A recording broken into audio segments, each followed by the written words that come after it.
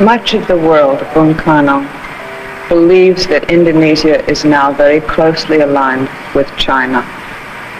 Is this true? True in the sense of the word that Indonesia is very much aligned with all progressive forces in the world.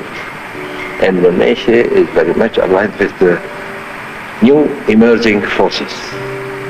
It's not only with China, but with any country, any nation with progressive ideas, with progressive policy. But look here. When we made our Declaration of Independence, Proclamation of Independence in August 45, I said in my 17th of August speech last, that about that time also,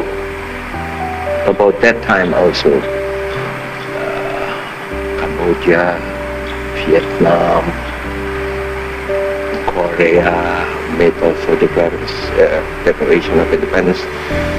That's why I said in my speech that an axis, Jakarta, Phnom Penh, Hanoi, Peking, Pyongyang is a very logic one. May I ask you a rather difficult question? How do you reconcile your being so opposed to imperialism and yet align yourself with a country which has always had imperialist designs in Asia, and many people think still does? Do you think they still do, China? Do you think they might become an imperialist nation again? No. I had serious talks about this with Mao Zedong, with Zhou Enlai, with Chen Yi, with Zhu Te, with Liu Xiaoqi, all the responsible leaders of China. They all laugh about this. People say that we Chinese are imperialists. They are not. And I'm sure they are not imperialists. They are not imperialists. You know, a few years ago, we had here also a Chinese problem. And we have tackled this problem nicely. It was not because China was imperialist, or is imperialist, no. You know that if then Chen Yi came here, when we were tackling this Chinese problem in Indonesia, Chen Yi came here and he said, President Karno, punish them if they are doing things against the interests of your nation and your country. Punish them. So this is a proof that anyhow that Chen Yi is not imperialist, and that China is not imperialist. Do you think that this has any possibility of happening, that there might be a clash at some point between the interests of China and the interests of Indonesia? No. China is solving its own problems. We are solving our own problems.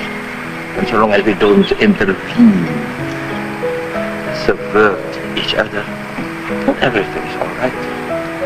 You have now friendly relations also with many Western countries, don't you? Yes. Which ones? No, with the Netherlands. No, with France. With Italy. Those are Western countries. Yes. Even we had very nice talks and relations with, for example, President de Gaulle is now sometimes very much opposed against your policy, American policy. I'll go on to another, if I may. You have very fervently, in many of your speeches, prayed for world peace. Yet Indonesia is the only nation to have withdrawn from the United Nations. Coincidentally, this is the year of the 20th anniversary of Indonesia's independence and also the 20th anniversary of the formation of the United Nations. Would you tell us if, perhaps, if you can, if this was an impulsive move? Impulsive, Miss Beryl? How can you speak about impulsive? It was already in 1960, that I made that speech to the United Nations in New York. And then in that speech I elaborated already about the urgent necessity to reorganize the United Nations, because the United Nations of today are not picturing the world constellation of today. The United Nations of today is just a picture of the constellation of the world in 1945. And after 45, so many changes have taken place. So many new Asian states have been established. So many new African states have been established. What would your suggestions be for the most important changes which you have suggested in the past for the changing or amending of the United Nations Charter's organization? In the first place, that the United Nations now are a real reflection of world life of today, not 45's constellation. Today, 60. I uttered that already in 60, and not 65, even more now. Is this regarding the Security Council? Security Council, United Nations Charter, etc., etc., etc., etc. Do you think that the Security Council should be different, and how? Don't put me into details. Anyhow, do you understand that Security Council is not satisfactory to us, and that the whole organization of the United Nations also not satisfactory to us. Should it happen that there be any revisions in the United Nations Charter, is it at all possible that Indonesia may rejoin the United Nations? Yes, but not the contrary. We shall never come back to the United Nations before a reorganization of the United Nations.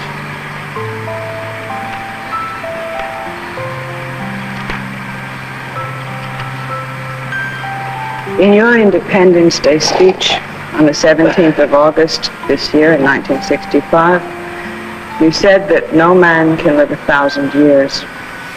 Indonesia and the name Sukarno are now synonymous. Can you tell us what you think and hope the future of Indonesia may be after Sukarno? I have confidence in my people. A great nation always has its leader, always. Because I have confidence in the Indonesian people, I have also confidence that after my death, Indonesia still will have its leader. Take another example, Ms. Beryl. I don't compare myself with any prophet, but take Jesus. Did he ever ponder over this question? After my death, who will lead this Christian community? Or Muhammad? He never pondered about that. After my death, who will be my successor? Do you have a plan which you believe will be followed by your successors? That is my guided democracy, my five, they call it in English, my 5 talismans, but that is not talisman. There's the Pancasila, the Nasakom, the Manipur Uzbek, the Trisakti, and the Berdikari. I am good. Yeah, giving these 5 principles, 5 not principles. Yes, 5 principles. Say 5 principles to my nation, and so long as my nation executes this, they will be always strong. Herr Präsident, ich habe das Vergnügen, Ihnen nach der deutschen Ausgabe meines Buches nun auch noch die holländische zu überreichen. Danke. Ich weiß, dass Herzlich. Sie in der deutschen Ausgabe auch lesen und Sie auch verstehen könnten. Aber warum haben Sie meinen Namen mit OE geschrieben? Weil Sie das letzte Mal, als wir miteinander sprachen, Das ist nicht gut. mir sagten, Sie unterschreiben noch mit OE. Ja, aber mein Name ist SU. Hier Ja. ist es SU. Sehr gut, das ist sehr Ja. gut. Aber das ist nicht gut. Ich bin Ihrer Unterschrift gefolgt. Die geht noch mit OE. Ja. Sie wollen die nicht mehr ändern. Nein. Wie viele Sprachen, Herr Präsident, sprechen Sie eigentlich? Nur eine Sprache gut, nur eine. Das ist Indonesisch. Die haben Sie beinahe erfunden. Aber ich spreche Indonesisch, Javanese, Sundanese, Holländisch, Deutsch, Französisch, Englisch. Deutsch. Nein, Holländisch. And how much Japanese, Ibu Devi, do you think the President will learn in your presence? He knows. That's a lot. How do you get informed, Mr. President, on political affairs? Are you having certain newspapers from abroad you're reading, or do you just get informed by your ministers? Yes, I get informed by the Minister of Information and by Dr. Ruslan Abdul Ghani, my, say, indoctrination minister. But I myself, I have read very much when I was not yet president. Now I have no time to read. It's quite interesting to follow the books which impressed you during the years, during your speeches. What book would you think has had the greatest influence on your political thinking? Oh. I can't mention one because it is my political thinking is a mixture of many thoughts from here, from there, from there. Once I made a speech about my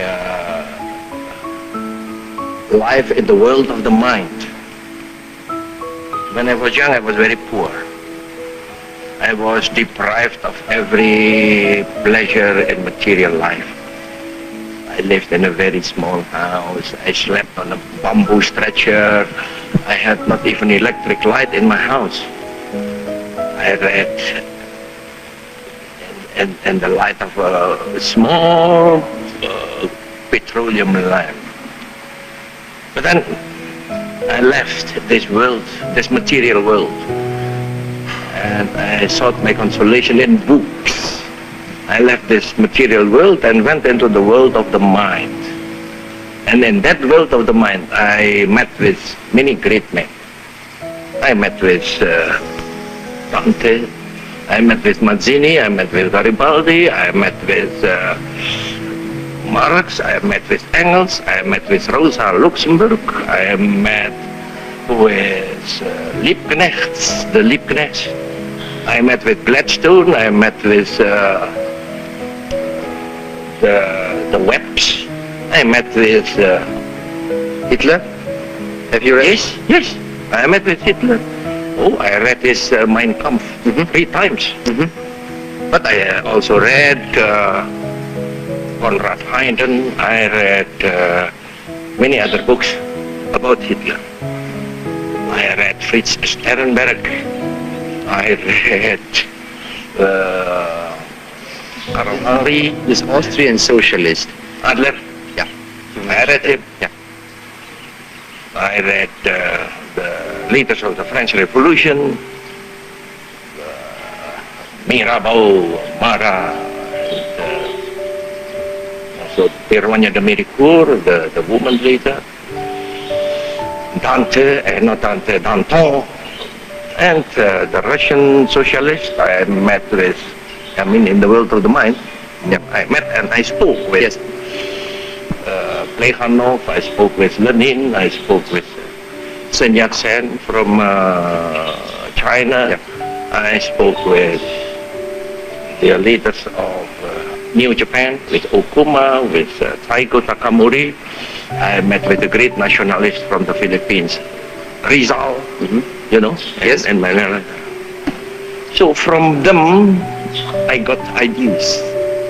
And all those ideas I put in a great jug and I boiled those ideas.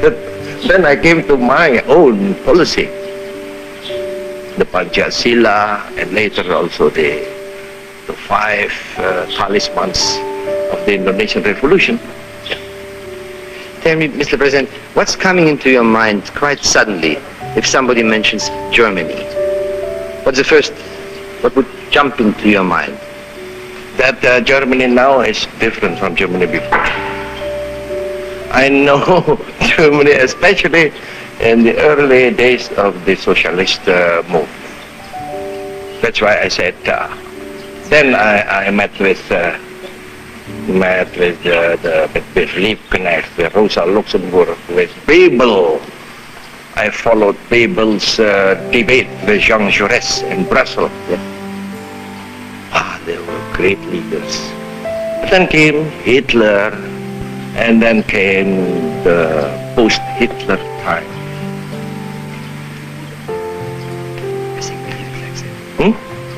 I think we leave it like that. Thank you very much. It is a nice end. Thank you. I'm most grateful. Thank you.